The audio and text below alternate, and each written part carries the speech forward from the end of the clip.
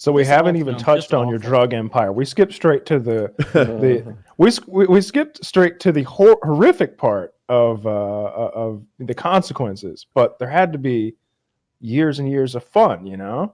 Well, how did you started out? You came to the U.S. And you ended up being a stockbroker, right? Like that was Yeah. your legit job, and you were doing really well at that, like hundreds of thousands of dollars a year, correct? Of legitimate money. Within 5 years, I was grossing $500,000 in commissions. And then you get into the rave scene and start experimenting with ecstasy. So Go ahead. when I was at uni, I started taking ecstasy. And before the rave scene, you know, I was too self-conscious to dance, wouldn't go up and talk to women. I had social anxiety. I almost got beat to death by some drunks when I was a teenager, which compounded my anxiety. But then when I took ecstasy, I couldn't stop dancing, wouldn't stop talking to women all night long. And it became my religion. So I told myself, you know, my goal was to become a millionaire by the time I was 30. I started to trade in the stock market at 16, started following at 14. My economics teacher was giving me classes of my own. And I did achieve that goal, but I had no common sense. I'm in my 20s, testosterone fueled, no emotional maturity, grossing $500,000 a year. I'm having to get to the office for the 6 o'clock in the morning sales meeting because we're on New York stock market hours in Arizona, getting burnt out on that business, thinking, all right, do I want to keep doing this or should I try and make money for the party scene? And that fateful decision cost me everything. So what was that decision like? It was just you were so addicted to maybe not the drug itself, but I'm getting pussy. I feel like I'm a cool cat now. You know, I'm not shy. I'm dancing the night away. I'm willing to roll the dice on this. You know, I'm not going to end up in prison. Not the real thing. What took it to the next level was Wildman's first visit. So Wildman, while I was working up the ranks of stockbrokers, was in prison in the UK. Now, he was my best friend since childhood. And my goal was to get him out to America and have him channel his energy into becoming a professional wrestler. This is how idealistic I was. So, so I rented him a house by the Georgian Dragon British pub in Central Phoenix, thinking he'll just go to the pub while I'm at work, chill with the expats, have a beer, and nothing bad will happen. Now, within a couple of months, me and my girlfriend show up at Wildman's place, and a bunch of Mexicans answer the door. I'm like, where's Peter? They're like, Peter? Yeah, Peter, he lives here. No, we didn't order pizza. No, not pizza. Peter, where's Peter? And then they all pull guns out, and me and my girlfriend like start backtracking across the road. And then Wildman just bounces over the road, all smiles. I'm like, we just nearly got shot. What's going on with your place? He says, they are the local crack dealers. The guy at the back, he's from Colombia. He's running the crew of Mexicans. They like to move around a lot, so I've rented them the place. They're buzzing because I can do $100 crack rock in one breath. They love it when I do that. And so do I. They're giving me all this crack for free. And I'm just living at their place over the street right now. They like to move around. So Wildman, wherever he went, he took control of the street people, and he just started to do endless amounts of crack and crystal meth. he would smoke it nonstop, and he would stay up for 2 weeks at a time. He would go off on a walk for like 2 or 3 days. We didn't know where he was, and he'd come back with holes in his shoes and his feet all bleeding. He got hospitalized. I mean, it was so hot out there in Arizona. He got hospitalized. His heart, something happened with his heart. So we went to visit him in the hospital, and they got all these sensors on him and the monitors and shit. And he says, look, this thing happened to my heart. I was dehydrated, blah, blah, blah. Give me an ecstasy pill. I gave him an ecstasy pill. I thought he was just going to take it when he got out to celebrate. And he popped it up right there in the hospital. All the things start beeping and shit. So we all run out of that place. And Wildman's apartment, that one I got him, didn't last very long. A guy came over to buy drugs from the Mexicans. Wildman had never seen guns before. The guy started to demonstrate his gun to Wildman and shot himself in the head and killed himself. And that place ended with a corpse on the doorstep. And, the cops coming out and everything. So Wildman then moved over to a place on the west side. Your stories escalate quickly. That's a good ass story. So we went to McDonald's and then an asteroid hit the building and everyone exploded. At least Wildman lasted a few months at that first place. He only lasts a few days at the next. So he moves in with 2 women and a bouncer from a club on Van Buren. This guy's a steroid head, disco dancing cowboy with permed hair, claiming he's a member of the Gangster Disciples.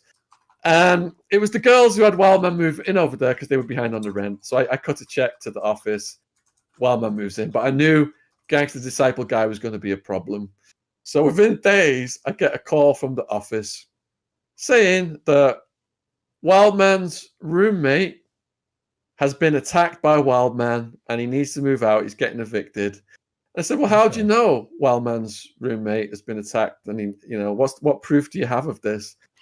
And she said that the Gangster Disciple dude was seen fleeing from the apartment in the middle of the night by the neighbors with plasterboard dust all over his head and face. And there were multiple holes in the walls. He didn't put his head through the wall. Fortunately, he did this so fast, I was able to stop the check. They hadn't even cashed the check. So the girls that he was living with said, look, we know another apartment that's behind on the rent over in Tempe, Arizona. And this now let's roll was the dice for beginning. this guy again. This now was the beginning of the criminal enterprise. So he moves over to Tempe, Arizona. This is party town now, and we're partying there every weekend. And we're getting like up to 50 to 100 pills from the local dealers. That's all we could get. I'm just showing off, My ego's as big as the Grand Canyon, making more money than I've got common sense. I'm in my 20s, giving pills away for free. When you give drugs away for free, you attract a lot of friends.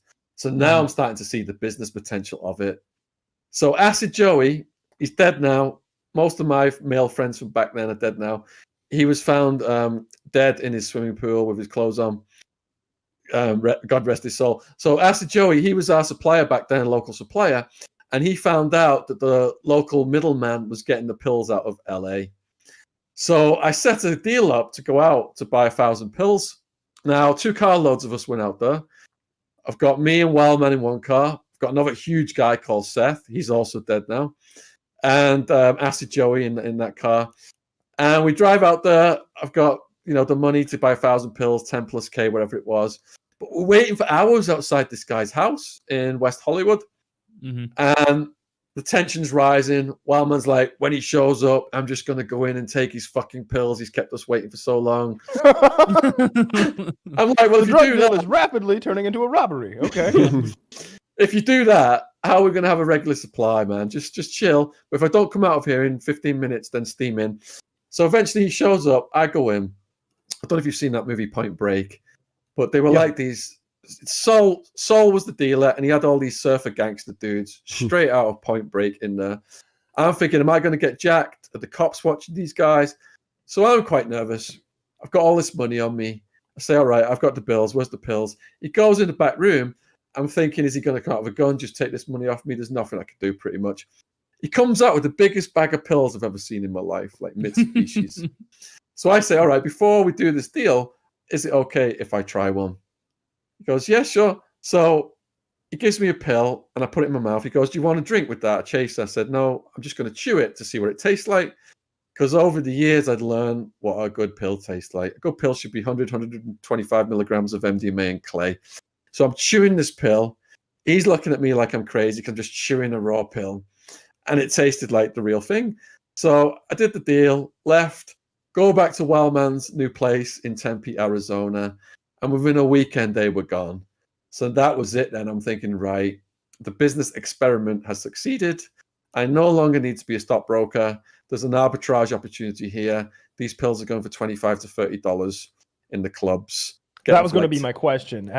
you took that bag of pills, and how much money did you pay for them, and how much did you turn that into? I think that first transaction probably about $12 a pill, which slowly went down over time until at the peak of it, I've got about 200 people working for me, and I'm getting them out of Holland for like $2 or $3 a pill, Yeah. bringing in like Wow. 30,000-40,000 at a time. How often? How long did it take you to get through 30,000-40,000 pills? Oh, this is over the years. So Sammy the Bull moved in towards the end of things when things started. Loving the getting dark. nicknames. This is great. Yeah. That guy's famous. I know. I got in with the locals in about 96, 97 when I was just raving with them. So the locals would come up to me with their projects, their party ideas. Their nickname for me was the Bank of England, and they would ask me to invest in their party ideas. Now, over time, what I did was all these little cliques that were throwing the parties were competing. I unified all those little cliques and incorporated them into my enterprise, and it was structured like a corporation. So we've got a head of every faction, and then there's crime family dinner every month for the heads of the factions. And people say, all right, they're going for 25, 30. You're getting them for $2 or $3. That's a lot of money. Mm-hmm. But I think it was Unilad or Lead Bible. They did like a graph, and they made an error on it as well. So I'll correct that for you guys. So if I'm getting them at 3, mm-hmm. I'm giving them to my head of a faction, maybe 5,000 at a time on credit at $10 a pill. And then he's giving them to his middle guy at 15, 20, and they're getting sold on the streets, on the clubs, 25 to 30. So my profit might just be $7 on 40,000, but it's still $250,000. Yeah, that's a lot of money.